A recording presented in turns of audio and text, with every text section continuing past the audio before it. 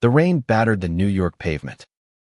But inside the glass tower of Sterling Enterprises, my heart thundered louder. I stood in Ethan Sterling's office, clutching a contract that could save my little brother's life or ruin mine. 30 days as my husband, Ethan said, his voice cold as the steel in his eyes. And I'll pay for your brother's surgery. I wasn't ready for this. My life was a mess of paint cans and overdue bills. Not boardrooms and billionaires. But Ethan Sterling, the city's most ruthless CEO, didn't care about my dreams of being an artist or the fact that I, Lucas Hart, was nobody. He needed a fake husband to secure a deal with a conservative board. And I was the desperate fool who'd walked into his trap. The contract was clear: play the part, smile at Gallus, and keep my mouth shut. In return, my brother Jamie's leukemia treatment would be fully funded. I signed it with shaking hands, not knowing that 10 days later, Ethan would look at me like I was his entire world and I'd start to believe him. Day one was a disaster. Ethan's penthouse was a sterile museum of glass and chrome. Nothing like my cluttered Brooklyn studio. He barely spoke as he handed me a wardrobe of designer suits, his jaw tight. "Don't embarrass me," he said, like I was a stray dog he'd reluctantly adopted. I wanted to hate him: his sharp cheekbones, his perfectly knotted tie, his arrogance that filled every room. But there was something in his eyes, a flicker of pain he buried under that icy exterior. I wasn't built for this world.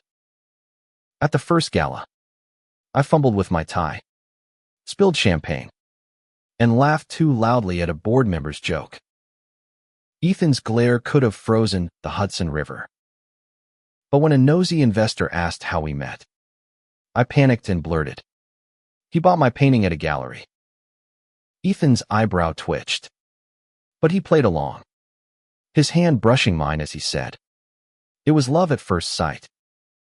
The lie was so smooth, I almost believed it. That night, alone in his guest room, I couldn't sleep.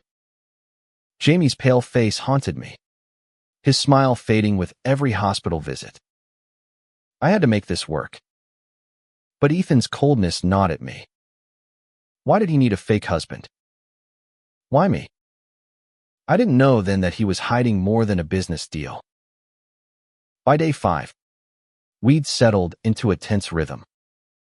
Ethan worked late, barking orders at his staff, while I sketched in his penthouse, trying to capture the city's chaos on paper.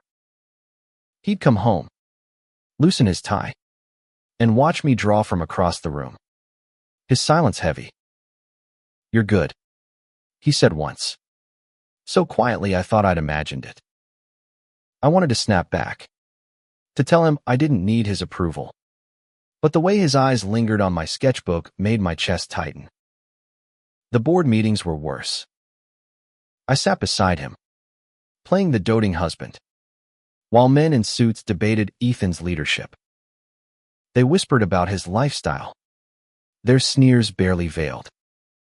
Ethan's hand found mine under the table, squeezing hard, not for show, but for survival. I realized then, this wasn't just about a deal. He was fighting to prove he belonged in a world that judged him for who he loved. That night, he poured 2 glasses of whiskey and handed me one. "Why do you do it?" he asked, staring at the city lights. "The art. It's a losing game." I told him about Jamie, about how every painting was for him, to keep him believing in a future. Ethan's face softened, and for the first time, he didn't look like the untouchable CEO. He looked human. Day 10 changed everything. We were at a rooftop fundraiser, the city sparkling below. I'd gotten better at playing the part, smiling, charming, even dancing with Ethan when the music slowed. His hand on my waist felt too real, his breath warm against my ear. You're not what I expected, he murmured, and my heart stumbled. I wanted to ask what he meant, but the moment was shattered when a board member cornered us, his words dripping with venom. A marriage like this won't last, he sneered. You're a liability, Sterling. Ethan's grip on my hand tightened, his voice low and dangerous. He's worth more than all of you. Later, in the car, he was shaking not with anger, but something deeper. I can't do this without you, he said, his voice breaking. I'd die without you. Lucas. I froze, the contract burning a hole in my mind. This wasn't supposed to feel real. Part 2. The words hung between us, heavy as the New York night. Ethan's confession in the car wasn't part of the deal, and neither was the way my pulse raced when he looked at me. I wanted to believe it was a slip, a moment of weakness from a man who never showed any. But his eyes, usually so guarded, were raw, pleading. I didn't know how to respond, so I stared out the window, the city lights blurring into streaks of gold and red. Back at the penthouse, Ethan retreated to his office, leaving me alone with my thoughts. I pulled out my sketchbook, trying to draw the curve of his jaw, the way his lips twitched when he was nervous. But every stroke felt like a betrayal of Jamie, of the contract, of myself. This was a job, not a love story. Yet, when I thought of Ethan's hand on mine, the lie felt truer than the truth. The next few days were a tightrope. Ethan was busier, his meetings endless, but he'd linger in the mornings, watching me over his coffee. You don't have to try so hard, he said once, catching me practicing my husband's smile in the mirror. I laughed it off, but his gaze stayed with me, warm and unsettling. I started noticing the small things, how he'd leave art magazines on the counter, how he'd ask about Jamie's favorite colors, how his voice softened when he said my name. At a charity auction on day 15, I saw another side of him.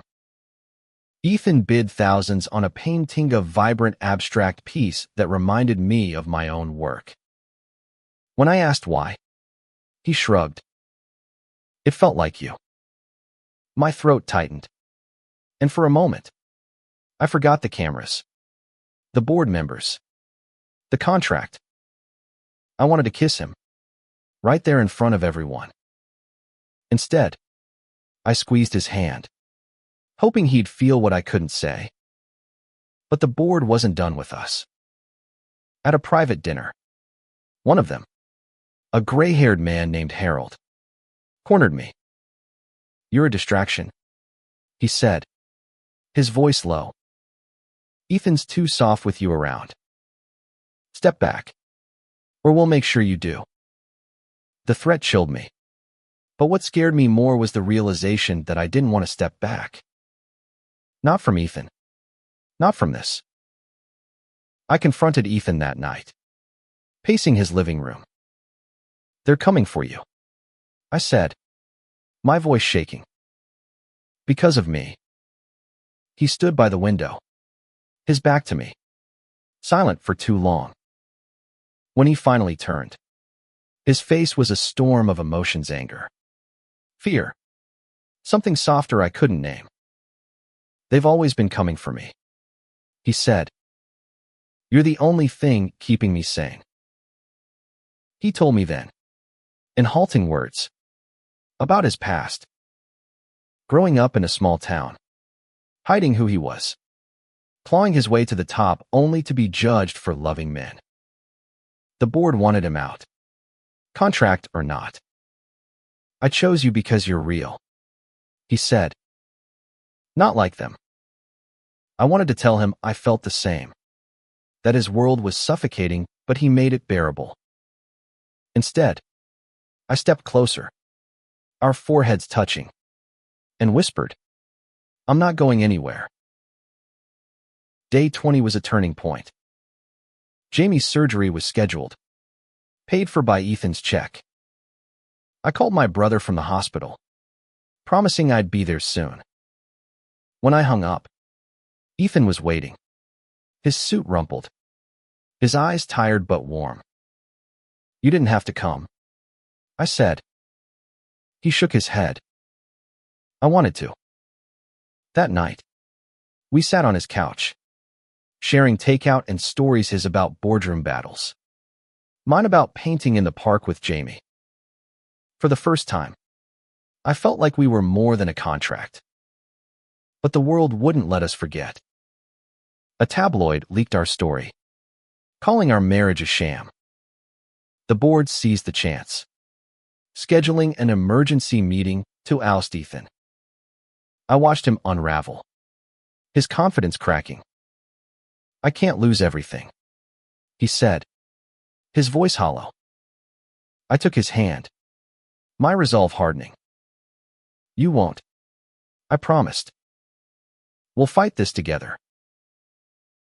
Part 3. The boardroom was a battlefield. On day 25, Ethan and I faced the board, their eyes cold and calculating. Harold led the charge, waving the tabloid like a weapon. "This marriage is a farce," he said. "You're unfit to lead, Sterling." Ethan stood tall, but I saw the tremor in his hands. I couldn't stay silent. "Call it what you want," I said, my voice steady despite my racing heart. "But Ethan's the best leader you've got. He's fought for this company, for every one of you, while you've judged him for who he loves. That's the real farce." The room went silent. Ethan's eyes met mine, gratitude and something deeper shining through. The vote was close, but Ethan kept his position barely. As we left, he pulled me into a quiet hallway, his hands cupping my face. "You didn't have to do that," he said. "But you did."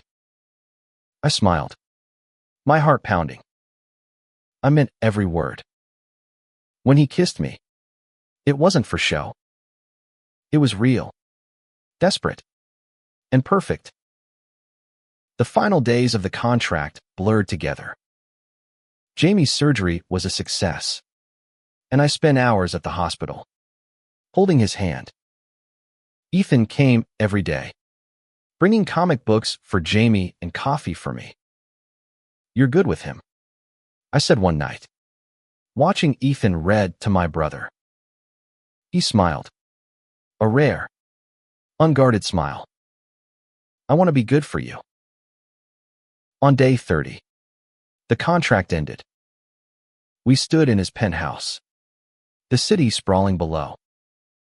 "You're free," Ethan said, but his voice cracked.